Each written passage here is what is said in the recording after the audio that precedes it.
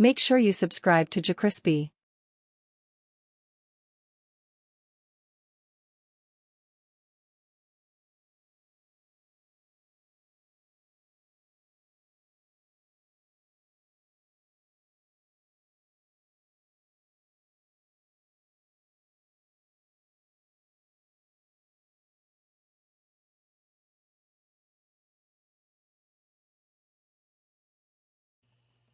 What's up, y'all? It's your host with the most, the best, the most, JerCrispy, and welcome back to another video.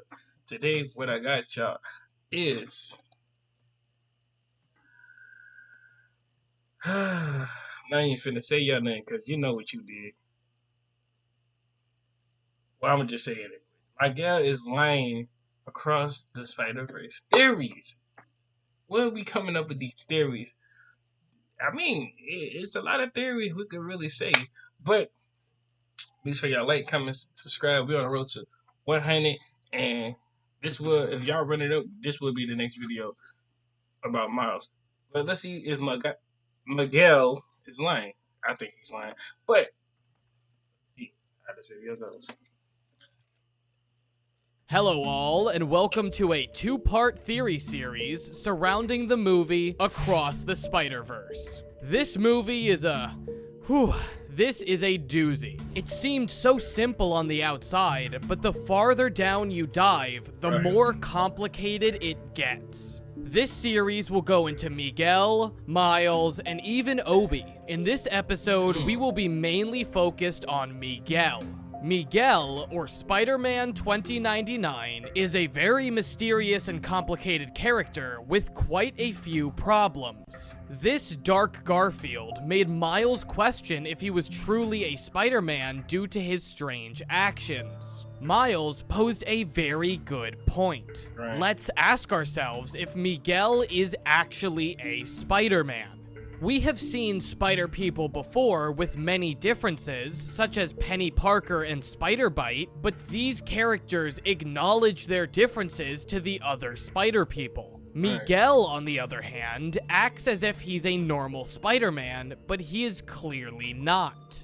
The normal Spider-Man story revolves around a radioactive spider bite that leads to the person obtaining spider-like powers. These powers include a spider.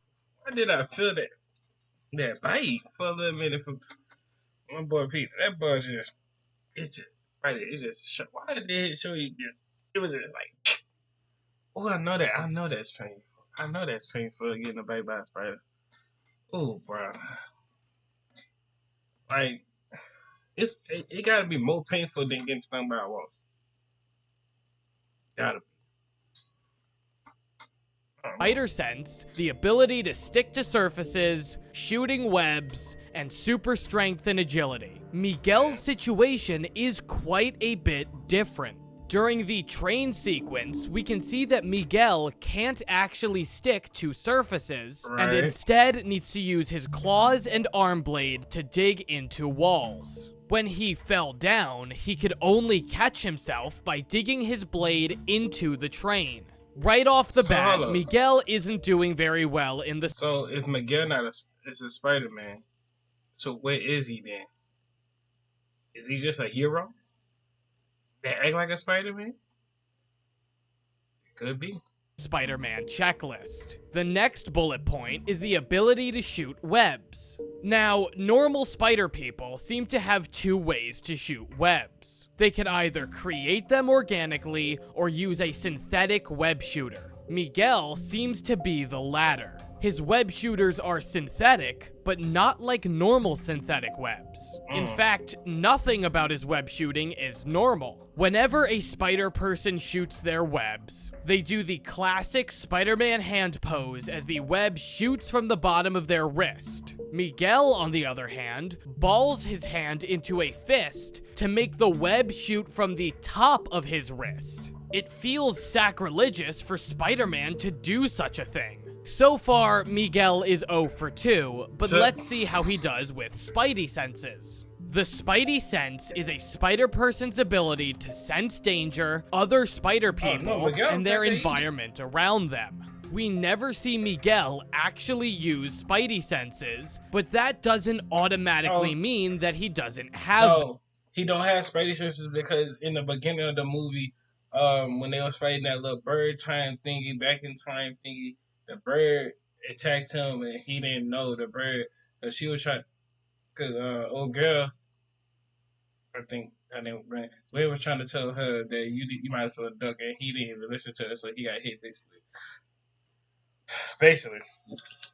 Them. A supporting example that helps reinforce the idea that Miguel may not have a Spidey sense is the Miles chase sequence. In this sequence, when Miles and Miguel are jumping over cars, we see a person point Miguel in Miles's direction. This doesn't automatically mean that Miguel is without Spidey senses, but one would think that if he could just sense Miles, he would already be back on his tail. We won't say that this is a complete miss from Miguel, but we won't say that he absolutely has Spidey senses. We'll give him a half point instead. So right now, Miguel is 0.5 for 3, which is still not very good.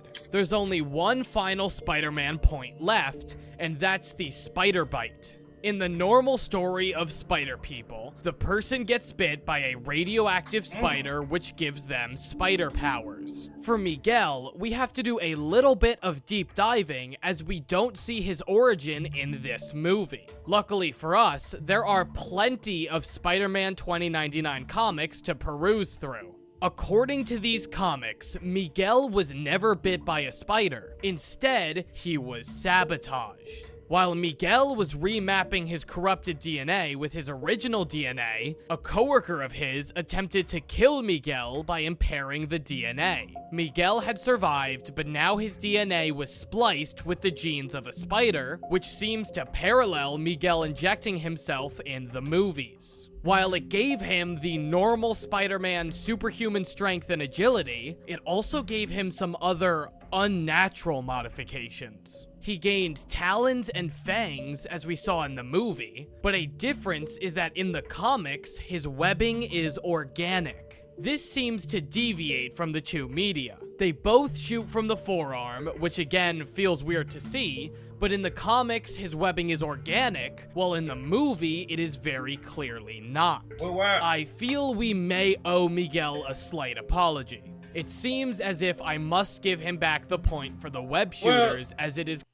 Well, then, why didn't they just fall off of Miguel for the comic book? Then they just trying to make Miguel now look like a Spider-Man, just trying to be. Huh? Why did you just fall off the comic book then? Like, what?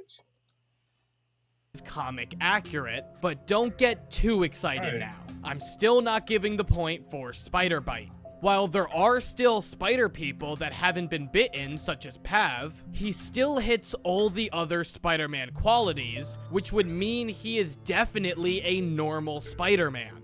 Miguel, however, if he okay, hold on. Other Spider-Man qualities, which would mean he is definitely. Hold up.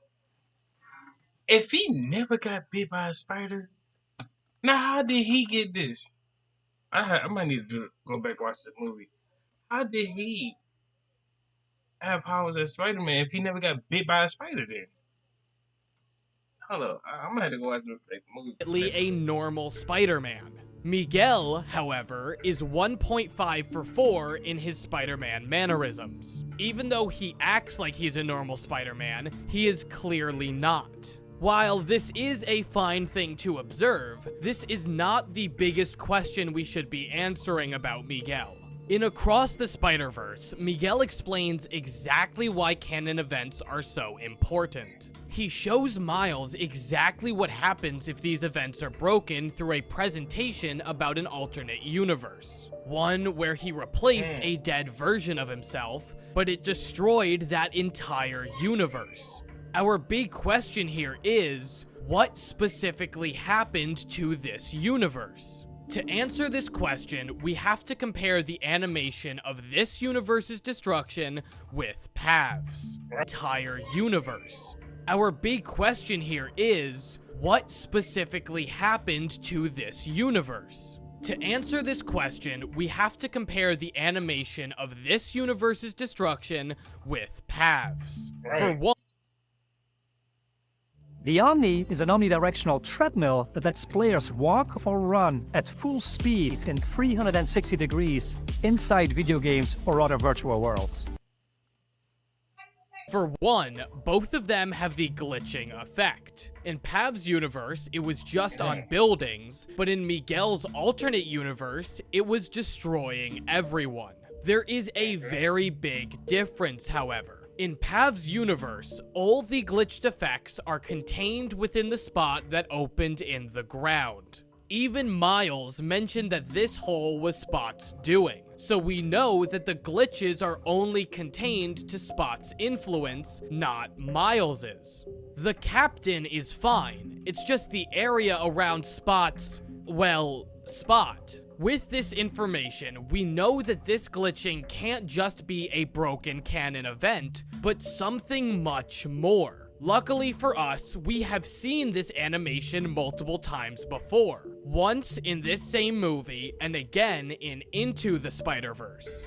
In Across the Spider-Verse, we can see this glitch effect happen when the alternate universe Vulture escapes through the ceiling. Another time we can see this effect is during the Super Collider sequences. We can see this effect happen to buildings here during the final fight of Into the Spider-Verse, and this car as well. These glitches happen when universes collide and merge together. This isn't just an effect that happens when there's an anomaly. Alchemex has a super collider in multiple different universes, so these glitches wouldn't be a result of the super collider being a broken canon. Instead, this effect happens when universes merge. If these glitches aren't universal merging, but instead we're supposed to fix the canon and remove the anomalies, which may be an explanation for why the alternate spider people glitch, then Pav's universe should only be glitching the captain and not the buildings. To take this a step further, Miguel's alternate universe should only glitch Miguel and the other spider people instead of everything else.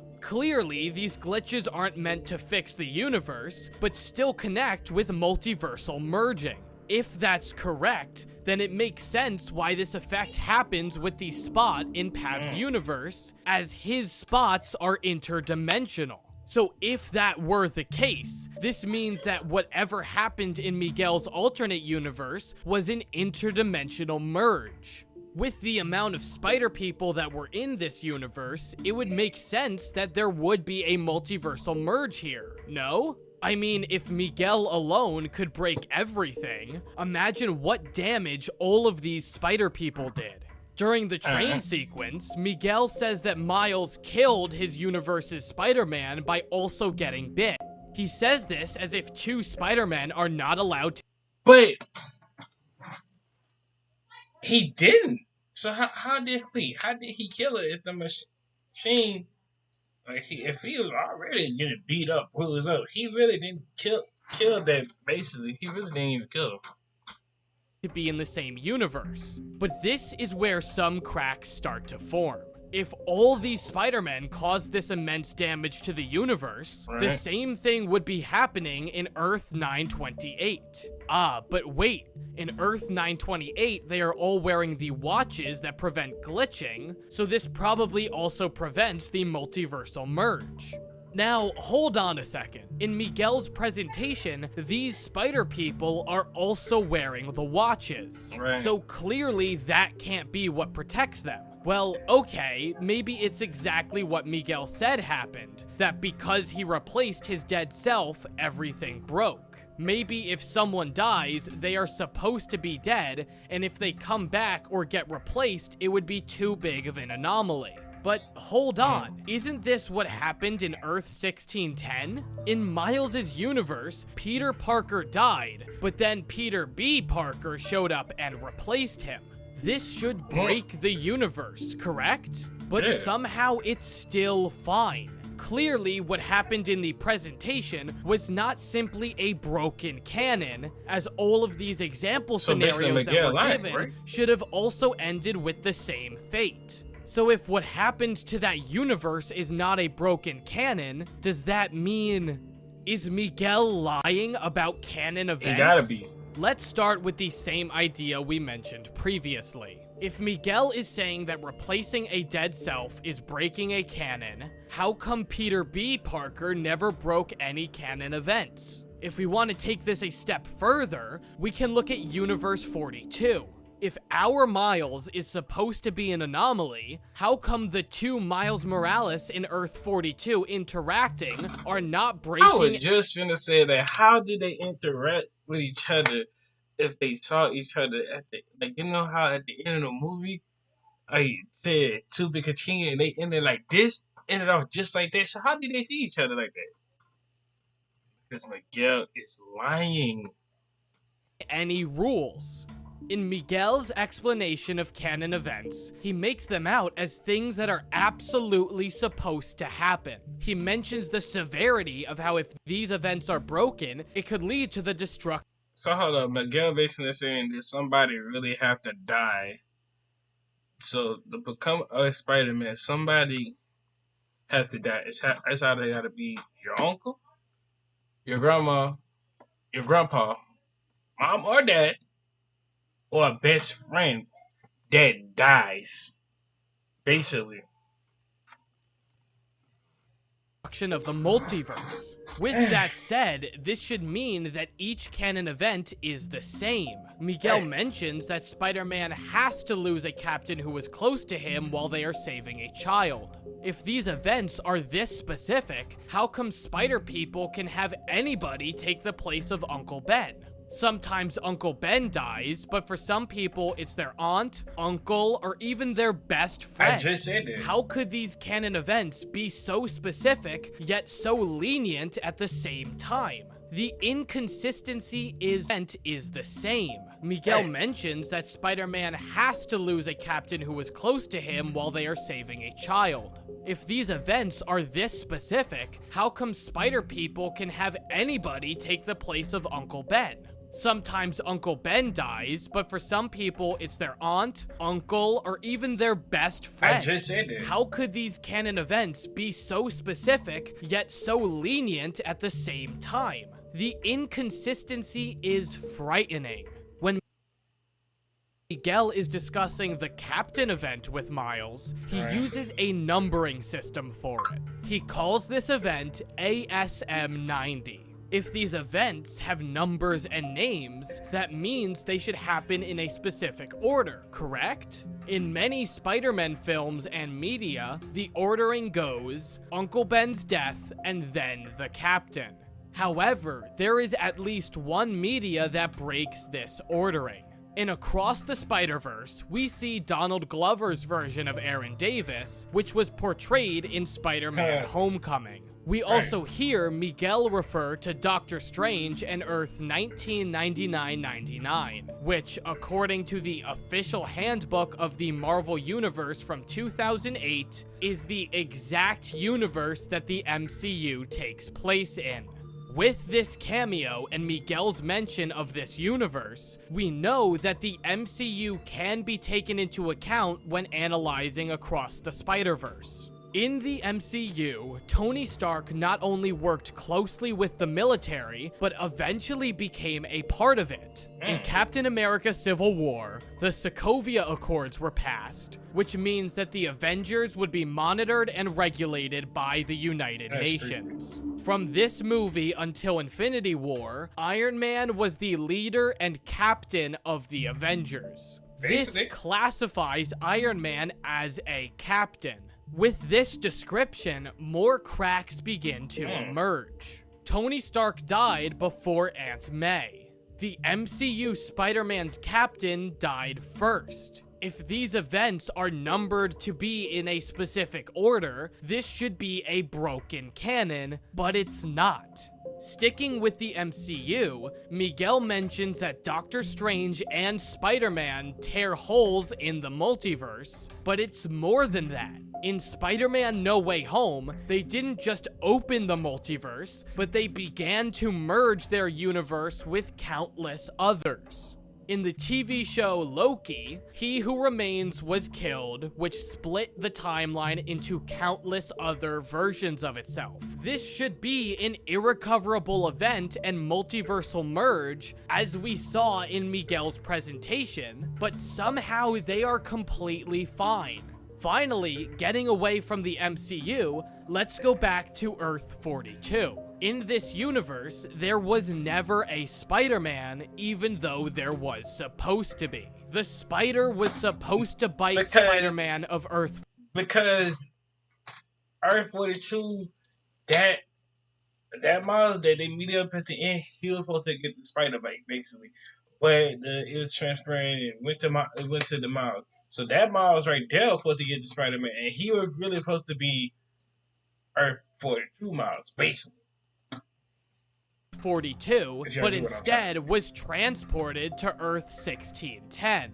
According to Miguel's Spider-Verse of canon events, we can see the spider bite as a main canon event. Right. This should arguably be the most important canon event, but yet when we see Earth 42, it's still intact. Everything is on fire, but the Earth is still there with everyone in it. Exactly. If we are to believe everything that Miguel said about canon events, then Earth 42, Earth 1999-99, Earth 1610, and Earth 928 should all be destroyed. But somehow they are not. Everything is still intact, and none of these universes have been destroyed.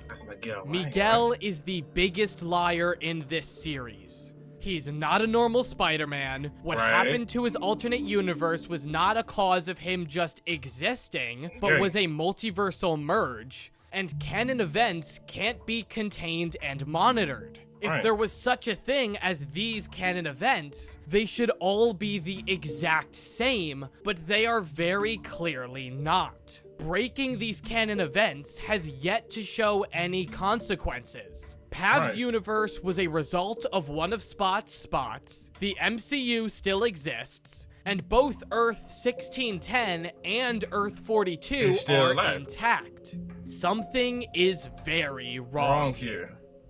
Sadly, this is where we're going to have to leave this episode. In the next episode, we will discuss everything surrounding Miles and his anomalous nature, how Obi has much more to him than he seems, and we will finally finish with Miguel. Thank you all so much for watching. If you enjoyed... Alright. I really like these theories, man. It's really crazy. Make sure y'all go ahead and run this up, man, so we can go ahead and watch Miles is not, and hopefully Across the Spider-Verse theory, man. We gotta watch that one, bro. Y'all make sure y'all go run up the views, run up like up, man. So basically, my Miguel is basically a liar. The whole time he's a liar. But I hope y'all enjoyed this video. Make sure y'all like, comment, subscribe. We're gonna roll to 100. Love y'all. And yeah, I'll see y'all when I see y'all.